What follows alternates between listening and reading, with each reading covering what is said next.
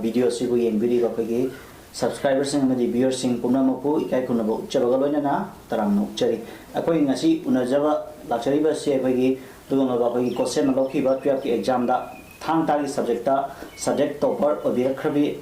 ko gi ichal sing ilak ta gi ichal ama unajaba gi tanja du lojage miyam miyeng tam nasi han ba makta da ko ichal si pop li ba ima amadi ichal ro ikai kun nabo chari han ba se ko mama da lakcharage ko gi ichal bo poli ba mama gi ming adi apok ko gi ming aduga ko gi lam sibu ko li ba jaga sigi address ai ja tare ko sugu ma ja hapitan imana han boina phungdok pi ai gi ming Nongmaithem Labita ai SEIJANG AWANG LEIKAI ai tu da ming Nongmaithem Ashinikumar nungai jere ima makha chata jar koina keram tanga khangja hoge ko gi handak ko gi ichal no pi asina ko gi Thang-Ta gi subject ta mai pal pa sa ko gi imagi pokning da kari hobby ba leibage adoma khitang miyam da khangna ba khitang pawdam biram ai ta sing na haraga dimo ai si ta sing ma mai mai pa jai tam ikai harau man da ai pi da gi ba khang de ta sing ko adu ma samai ta ka ne ma di ha ima ai pass ai dum mark phajanya phajara joi be ma kai su phare ai ma ne hai ba to wi du go sanan ai harau man ai mit gi pi da ba khang ji ai thaini gi pai pu gi kano hai tare ko si yo khato na ba sa na bije mat khidare ha ba ji pungning thogo pi boina ai phare na ai thamoi de thing thaseng no ai no ja do imagi wa khalon da ji ichanu pi se mai paklak le to ngum song koi makha ta na hajar tare ko makha ta na ichanu pi si lam sida dum makha ta na tam han gi ge hai ba gi asa wa khal le bi bra na to pa general line gum da in la hal lage hai ba gi wa khal le bi bra imana hai thang tong to piram odi magi apamani mai apamada aina ye project aina hangi man ima ai si line ji satke atai tari to ai ai nang no pamadi kaisu kaiti aina pen mi mana 100 phang pudugi pungning yam pen na ai ju magi apamda pungning thogale thau mai apam e chalo anan hai ya mo jare koi maka sa thajak poina koi ichal da mulak chege han ba se koi gi ichal gi ming adagi ichal gi qualification sikatang hana phongdok pyawa doga koi gi laikai ichal na lai laikai si imana bi phongdok phi kre do ichal na so mu hen thambi rama ri amoi te ba ai gi ming Nongmaithem Rishita ai 100 class 12 exam thada ai leifam na SEIJANG AWANG LEIKAI school gi ming na school na Emmanuel Higher Secondary School YAINGANGPOKPI ya nungare do ichal na handak koi gi Thang-Ta da mai pagali bse sigi Thang-Ta da phangakhiba mark score tor kiba masing do adum tang phongdok piro aduga atopa subject Thang-Ta nataba subject atopa da letter mark chatpa gumba leiragadi adu shom tang thambi ai handak Thang-Ta da phanggiba mark se 100 aduga atopa subject aina letter chatchabana Manipuri da 90 koi ichal sishu koi Thang-Ta da natana atopa subject da letter mark chatlaga achoba jaga ama kanduna mai hena pakpagi lambi ama ichal na thambirame koi gi ichal la makha thajar poina koi gi wang ji ichal hangjar koi gi ichal na Thang-Ta sanar phasi koi gi pinglingai digi sanar prana jaga koi gi school da sa Thang-Ta subject hangamba digi sanar prakam ba chahi dei sanar pano adum tang thambi aina ai se Thang-Ta di pi ngai dagi sanar padina che aina class 11 kar padigi Thang-Ta se lozer adidi yamna kuitriba matam chahi amani khaki wari ni ko chahi amani khaksida ichalna honabadi am honaramani khale ado mai pagali bisi ichalna honaraki bagi punchi wari do kitang thambiyo Thang-Ta da kamaina honaraki habdo ai se class to maga hana dagi loraka khuloi raga lorok pasuna taba sana ba me ma suna taba na aina Thang-Ta lorok pasida awaba mayam su thengnagi ado adum aina khangna ba zu hona bada sarwai gi azasing na so ai gi mateng bang na yam kanna hona be gi mare ado ichal sina ko gi Thang-Ta sanar pase ko gi ichal gi wakal da kari karam ihul farak de gi Thang-Ta se sanar khibano dum tang thambiu Thang-Ta aina Thang-Ta pamjaribasi Thang-Ta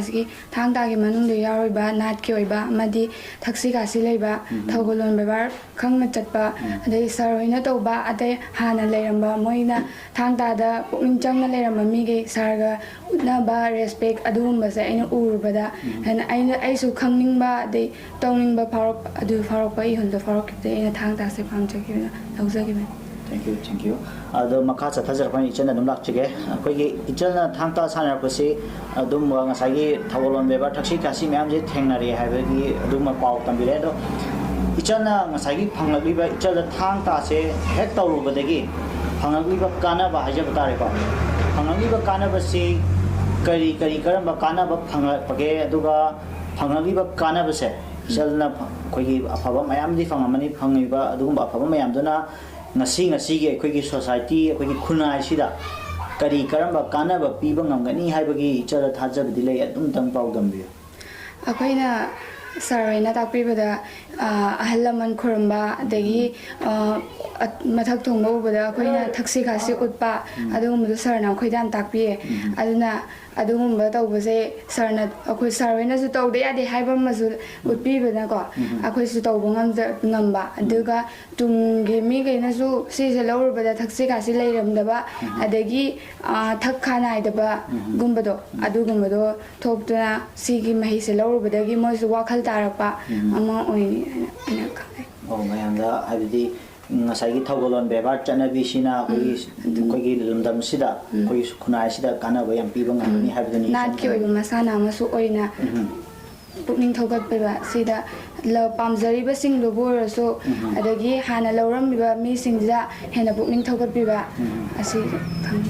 yam nuai ado makasa thajara poina dum akoigi ichalgi akoigi Thang-Ta gi kunsi khongsa sida yamadi kuidri sahi ama ni hajar tare ko onarak pa matam sida ichalda thengna khiba akoigi awaba kayam su thengramgani mayong naramgani adigi nuai ba kayam su thengramgani adugumba nuai bagi awabagi saruk adugumba gi kunsi wari mate am tang thamirmagadi amukhena nuai jaran aina Thang-Ta lawrapase adum ke haitare Thang-Ta se engona ko kai no kana deba kai kana de no haiba kai kana deba subject no kain haiba su dum yawe ko ado adum pungning thogot pi ba so yawe aina da soda ba min haiza min adumain haizala azu aingonda kai adudi moin hai dudi kaisu haidi khado aingonda isa da hena lumjanda ba aina khallibje adum pangthok pangamjana ba aduga pangthok ngamjana thangna kaya ama subibi aduga aina Thang-Ta se han aina masana ai sanaba mi ama oina so horok tabanina adagi 9 10 class 9 10 aina lorok pasuna tabanina aingonda awama mayam sunagi practical gi da lamje sidane hena thengnagi ba aduga 11 12 judozu aina practical chatninga zu yumgi problem lei gi dei chatba phangdaba school zu phajana changnaina tawbanina aingonda practical ji de aingonda khitang wabado aduga mu thengnai ado awam mayam thengarga su hojiti mai palabnina yam nungai wa haraw amasu koy ko yam nungai ado warisu yam na kuina sana ga dona tamina tension la ke ado isar gi punsi wa ta jare ado isar na honar pagi mai palak pasida isar na thengar piba da kogi isar bu pung thogat pire pasing mayam ler ngani khanjai ko ada isar na kogi mai palak li basigi maram da kogi credit kumba pibining ba ler ga di kana kana da pibining ba ge du su pibining ba ler ga di dum tang thambiu aina credit presenting wasi ai school gi sir Kamal amadi sir Robin Rona aibo bano aigi sonda ba or basu moina hena aingoda takpiba adagi aigi asonba jindu moina yengbiba se yengjanbiba admai tawduna aibo hena sothadana basu tawduna moina pukning thogatpi aduga aigi mama bana su aigi apambada asum yetpi dabida hena pukning thawai changnaba moina haija haibi aduga imanabi aigi maruma pangsingna su aina khangdabada moina tathohan tawda moina aingonda mateng pangbirke adu moi myam sida aina aigi credit aina ngasi phangjari basa si credit moi myam da pidi